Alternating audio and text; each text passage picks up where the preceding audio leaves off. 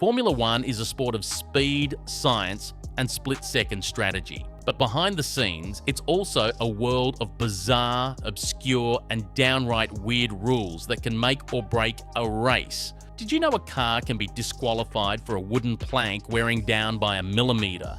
Or that a driver can't touch their car after qualifying? Today, we're diving into every weird F1 rule you didn't know existed. Explained, demystified, and sometimes just laughed at.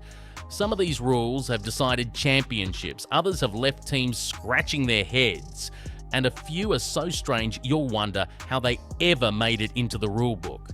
If you love deep dives into the quirkiest corners of racing history, hit subscribe so you never miss a lap. The wooden plank rule, the skid block. Let's start with a classic.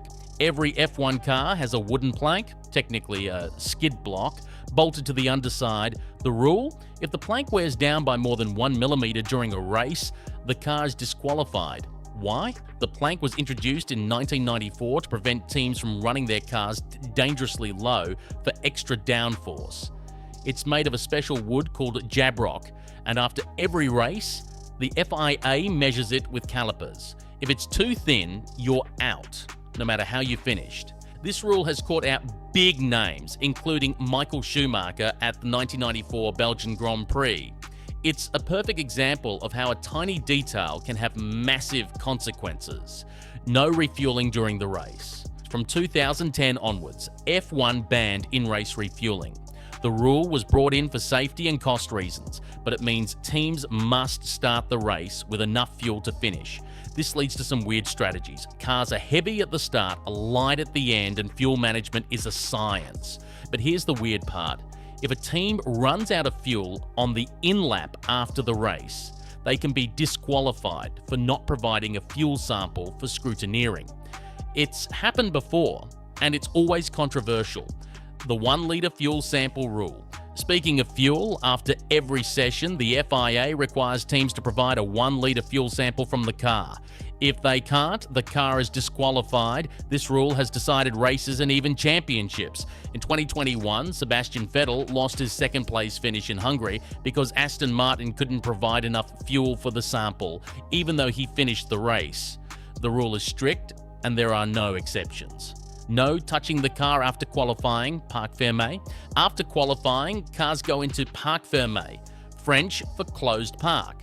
Teams can't touch, adjust, or refuel the car except for a few specific things. The idea is to prevent teams from running special qualifying setups and then changing the car for the race. If a team breaks parc fermé rules, the driver starts from the pit lane.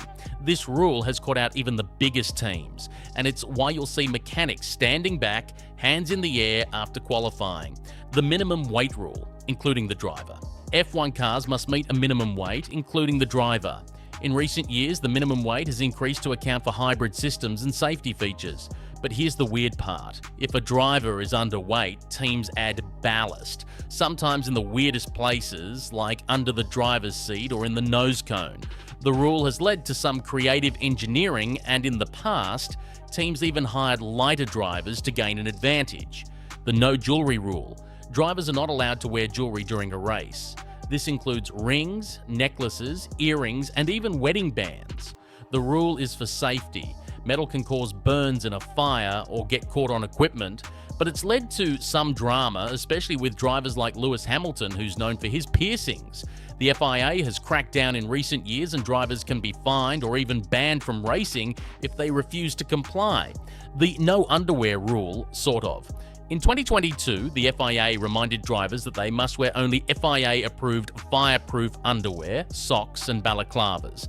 No cotton t-shirts or regular boxers under the race suit. The rule is for safety, but it led to some awkward press conferences and even underwear checks in the paddock. It's one of those rules that sounds weird but has a serious reason behind it. The no team orders rule and its repeal. For years, F1 banned team orders, telling one driver to let another pass. The rule was introduced after the infamous 2002 Austrian Grand Prix, when Ferrari ordered Rubens Barrichello to let Michael Schumacher win. But enforcing the rule proved impossible, and it was quietly dropped in 2011. Now, team orders are legal, but still controversial. The weird part? Teams still use coded messages to avoid public backlash. The no reverse in the pit lane rule. If a driver overshoots their pit box, they can't just throw the car in reverse and back up. The rule is for safety. Mechanics and other cars are moving around. Instead, the pit crew must push the car back by hand. This has led to some embarrassing moments and lost races, all because of a rule most fans don't even know exists. The no overtaking the safety car rule. When the safety car is deployed, drivers can't overtake it, unless specifically instructed.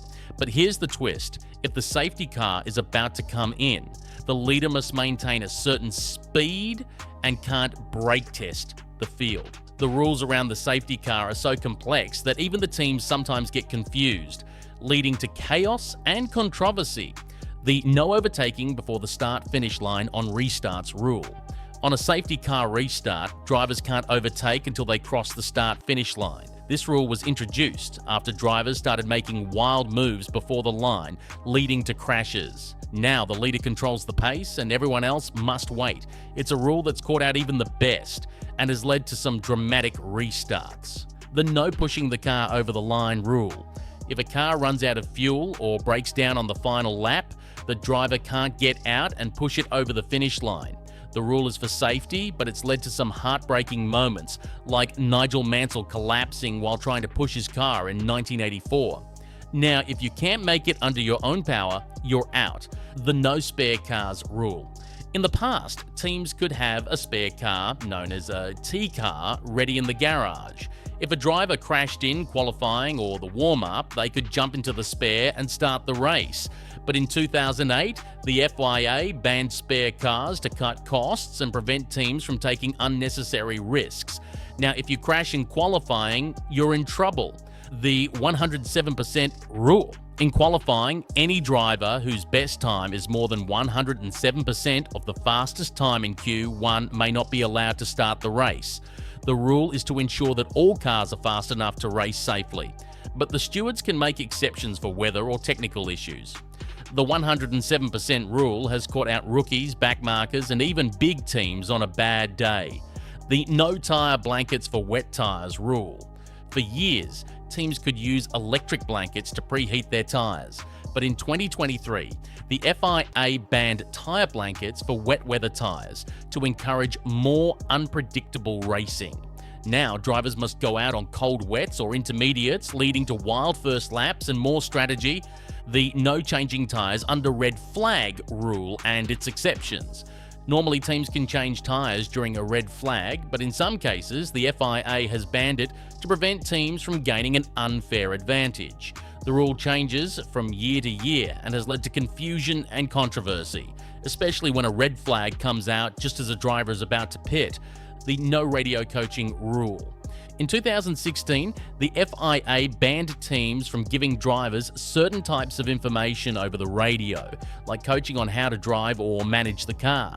The rule was meant to put more responsibility on the driver, but it led to confusion and even penalties for driver coaching. The rule has since been relaxed, but it's a reminder of how F1 tries to balance technology and driver skill. The no drinking during the race rule. Drivers are allowed to have a drink system in the car, but it must be a simple tube and bottle. No energy drinks, no caffeine, and no alcohol, obviously. The rule is for safety and fairness, but it's led to some creative solutions, like Kimi Räikkönen's infamous drinking system failure in Hungary.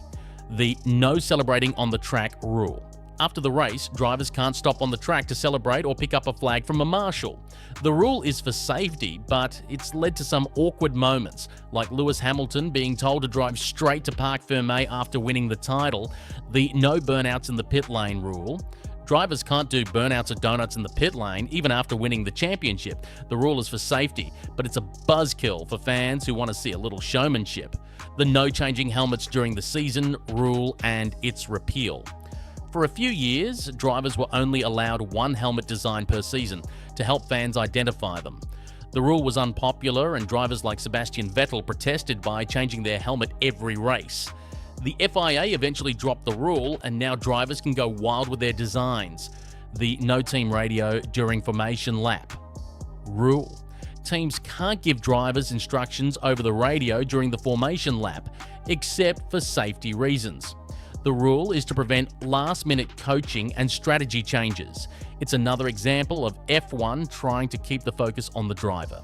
The no overtaking in the pit entry rule. Drivers can't overtake in the pit entry lane to prevent dangerous moves and collisions.